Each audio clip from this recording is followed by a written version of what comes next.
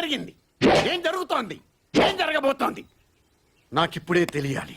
చచ్చిపోయే ముందు ఒక్కసారి ఆ సార్ పేరు చెప్పండి అయ్యా. అలా చెప్పడం మా ప్రొఫెషన్ కి విరుద్ధం. ఈరోజు నేను నా ఫ్రెండ్స్ కలిసి వీరా ధీర సూరా సినిమాకైతే వెళ్ళిపోతున్నాము. అక్కడ ఏమైనా తీసుకుందామంటే వాసిపోతాయి. ఎందుకంటే టికెట్ రేట్ల కంటే అక్కడ ఫుడ్ ఐటెమ్స్ రేట్లే ఎక్కువుంటాయి. అందుకే కుర్కురేలు, జ్యూస్‌లో బయట నుంచి తీసుకొద్దాం ప్లాన్ చేసినాము. మా వోడు బ్యాగీ ప్యాంట్ ఏసుకొని వచ్చింటే ఒక్కో జేబులో ఒక్కోటి దొబ్బేసినాము. చెక్ చేస్తారనుకున్నాం. కానీ టికెట్ చింపేసి పంపించేసినారు.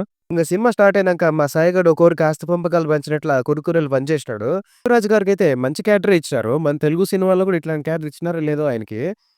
విక్రమ్ అన్న ఎంట్రీ అయితే చాలా సింపుల్‌గా ఉంటుంది.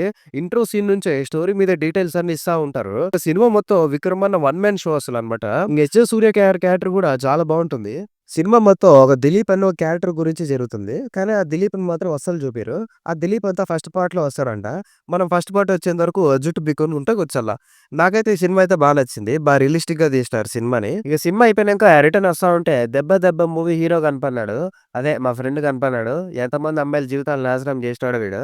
అదనమాట వీడియో. నెక్స్ట్ వీడియోతో మళ్ళీ మీట్ అయ్యడానికి మళ్ళీ ముందుకొచ్చేస్తారు. బోయ్ బోయ్.